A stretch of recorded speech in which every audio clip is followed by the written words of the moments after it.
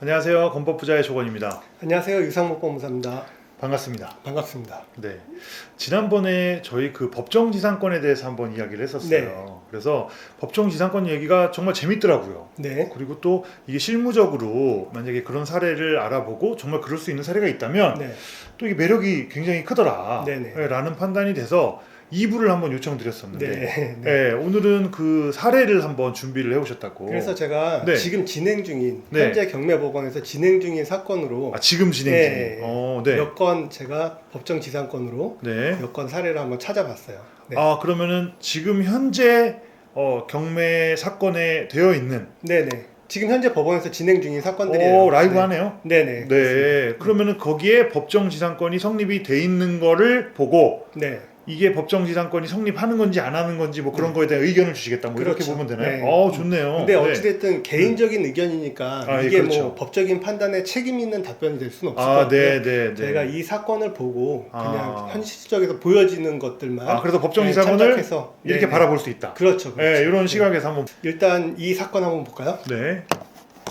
서울 강동구에 네. 있는 현장 사건이에요. 네. 이 사건은 법정지상권 사례입니다라고 나온 사건은 아닌데 네. 위에 그 대지 위에 네. 어떠한 건축물이나 이런 것들이 지어지고 있거나 네. 아니면 뭐 공작물이 있는 상태에서 음. 대지만 이제 경매로 나온 경매로 나온 사건이에요. 거야. 예. 그러니까 네.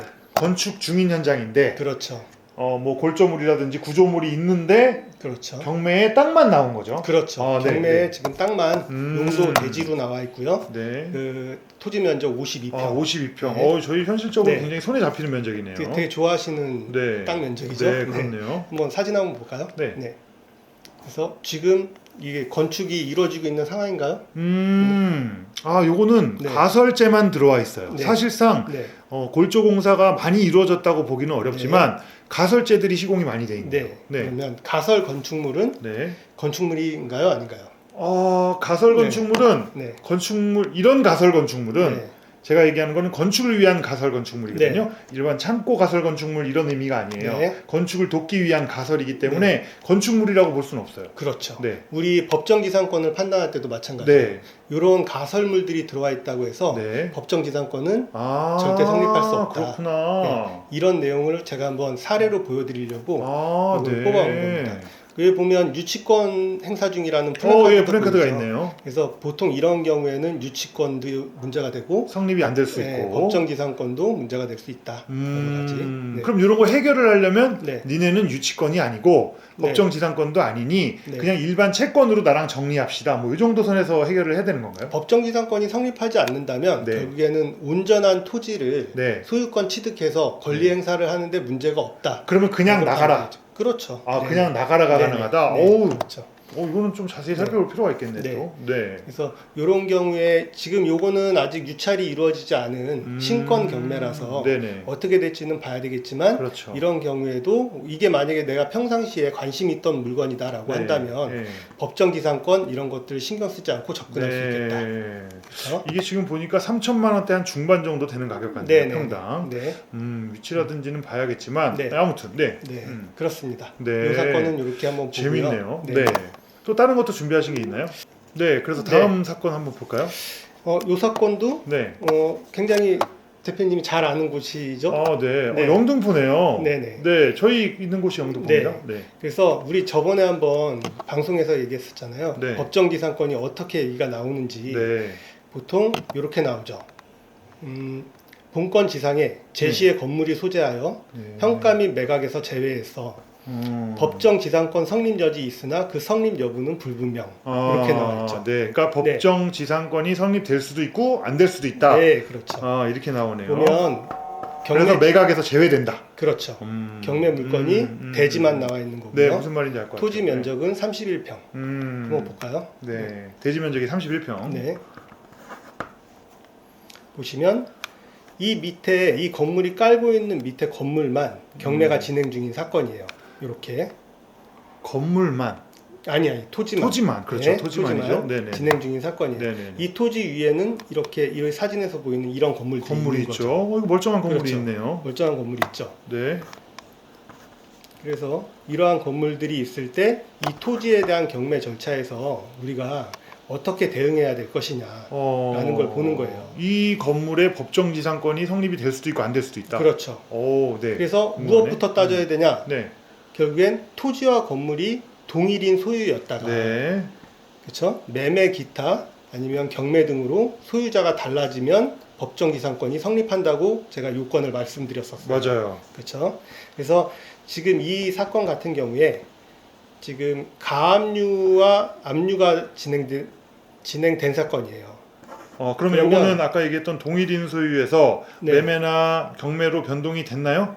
지금 아직은 됐는지 안 됐는지 알 수 없지만 알 수 없지만 이 경매 절차에서 낙찰자가 낙찰자가 낙찰을 받아서 낙찰을 받아서 네, 소유권이 대지에만 소유권이 변동되면 변동이 되면 그때는 토지와 건물의 소유자가 달라지죠. 달라지죠. 네. 그때 이 건물에 대해서 음. 법정 지상권이 성립될 것이냐 여부를 우리는 궁금해한 거예요.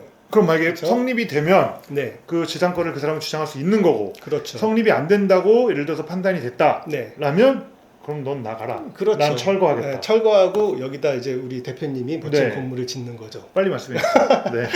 근데 문제는 네. 지금 같은 경우에 네. 건물의 소유권은 네. 무슨 문서를 봐야 되나요?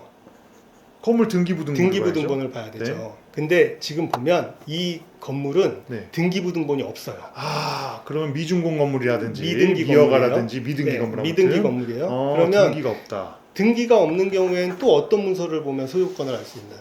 그 다음으로 그래서 볼 수 있는 건 건축물, 건축물 대장 정도? 대장이죠. 그래서 건축물 대장을 봐야 되는데 네. 이 물건은 건축물 대장도 없어요. 네. 무허가 건물이에요. 네. 그러다 보니 사실상 네. 소유권이 누구에게 있는지를 알아야 우리가 동일인 여부를 따질 텐데 네. 소유권 여부를 알 수가 없죠. 그러면 요건은 네, 이런 저희가 법정지상권이라든지를 알기 위해서 네. 등기를 봤더니 등기가 없어. 네. 건물대장을 봤더니 건물대장이 없어. 무허가야. 네. 그러면 사실상 소유자라는 것도 소유자로서 인정을 일단 받고 검토를 하는 건가요? 그렇죠. 아니면 그래서 저 같으면 이렇게 할 거예요. 지금 여기 보면 이 해당 내용에 임차인들이 다 들어가 있어요. 네. 임대차 그렇죠? 계약. 그렇죠. 그래서 이 임대차 계약서를 이 임차인들로부터 수소문해서 탐문해서 알아낼 수 있다면 그 임대인이 누군지 그러니까 사실상 지금 이 건물을 신축한 자는 누군지는 뭐 또 알아낼 방법이 있지 않을까요? 건축허가 충분히 알아낼 수 있어요. 그렇죠? 네. 네. 그래서 그러한 내용을 알아보고 건물의 소유자와 토지의 소유자가 동일한지 지금 그러면 토지의 소유자는 민땡땡 네. 씨니까 네. 건물의 소유자도 네. 민땡땡 씨라면 그렇죠? 아무튼 그래도 등기가 없거나 건축물 대장이 없어도 사실상 소유자라는 사실만으로 동일인 소유라는 조건은 충족이 될 수 있다는 얘기네. 그렇죠. 그래서 그게 동일인인지 아닌지 확인을 해봐야겠네. 그렇죠. 재밌네요. 이렇게 접근하는 거다라고 가까운 데 해서 가야겠는데 이거? 네. 그래서 제가 네. 이 사례를 한번 뽑아왔습니다. 재밌네요. 네. 이렇게 해서 만약에 좀 드라마틱하게 연출을 네. 한다면 이 사례를 봤더니 민땡땡이 아니야. 네, 김땡땡 또는 그냥 막 쓰고 있어. 네, 예를 들자면 그럴 네. 리는 없겠지만 네. 또는 뭐 박땡땡이야. 네, 그러면 음, 이거는 법정 지상권이 토지를 내가 낙찰을 받았을 때 이 건물의 법정 지상권이 없다고 보고 그렇죠. 네, 그러면 거기에 있는 박땡땡이라는 사람이 임대차를 줬다면 네. 등기가 없으니까 네. 그 사람에게 어떤 주장을 하는 겁니까? 나가라? 건물 철거를 청구해요. 건물 철거를 청구하구나. 네, 건물 철거를 청구해요. 네, 세입자들은 그냥 내보내는 내보내고. 거고 네. 그거는 박땡땡과 둘 간의 채권 관계고 그렇죠. 네, 박땡땡 너는 권리 없으니까 네. 나는 철거할 거야. 너 나가 이렇게. 네, 네. 그러면 법원에서 맞아 그 말이 네, 라고 한다. 네, 네, 맞습니다. 어디라고요? 안 가르쳐 드릴게요. 네네네네. 재밌네요. 네. 법정지상권 재밌다. 재밌죠? 네. 다음 달에 또 한번 볼까요? 네, 다음 달에 네. 한번 준비해 보죠. 네.